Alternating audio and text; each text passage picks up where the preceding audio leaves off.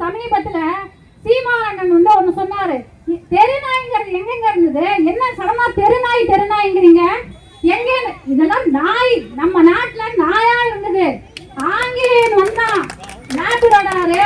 அப்புறம் நான் breed டாக்ஸ்க்கு against கிடையாது, I am not against breed, எல்லா நாயும் வாழ வேண்டும். ஆனா அவன் கொண்டு வந்தான் பாத்தீங்களா இந்த பிரீட் டாக்ஸ், பிரீட் பண்ணி, ஏன் பிரீட் டாக்னு வைக்கிறோம், பெடிகிரி டாக்னு நான் சொல்லல, பிரீட் பண்ணி இதுக்காக வளர்க்கப்படுற மனிதர்கள் வந்து கொண்டு அதை பெட்டா வச்சுக்கணும் அப்படின்னு சொல்ற பொமரேனியன். அது இது நம்ம 80s நான் வாழ்ந்த காலத்துல, நான் பிறந்த காலத்துல நிறைய பொமரேனியன் இருக்கும், பாத்துருக்கீங்களா? அது மட்டும் தான் இருக்கும். ஜெர்மன் ஷெப்பர்ட் இருக்கும், அல்சேஷன் இருக்கும். இன்னைக்கு பாத்தீங்கன்னா பூடல்ங்கிறான், கோல்டன் லேப்ரடூடுங்கிறான். இதெல்லாம் என்ன பேருன்னு எனக்கு புரியல.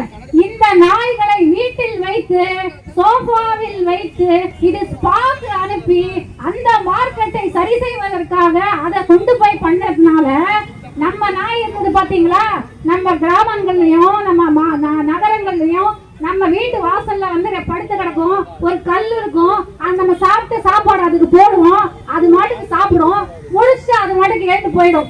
அந்த நாய் தெருநாய் ஆயிடுச்சு. ஒரிஜினலா அதுதான் நாய். இன்னைக்கு அதை கொண்டு வெளியில விட்டுட்டு நீங்க வீட்டுக்குள்ள லேப்ரடூடல், காக்கடூடல் இதெல்லாம் வளர்த்துட்டு கடைசியில இதை கொண்டு போய் நீங்க தெருநாய் ஆகிட்டீங்களா? இதுதான் அண்ணன் சீமான் அவர்கள் சொன்னாரு. இது அவர் மட்டும் இல்ல, நிறைய பேரு. இப்ப இதுல என்ன தெரியுதுன்னா, எத்தனையோ celebrities, first of all let me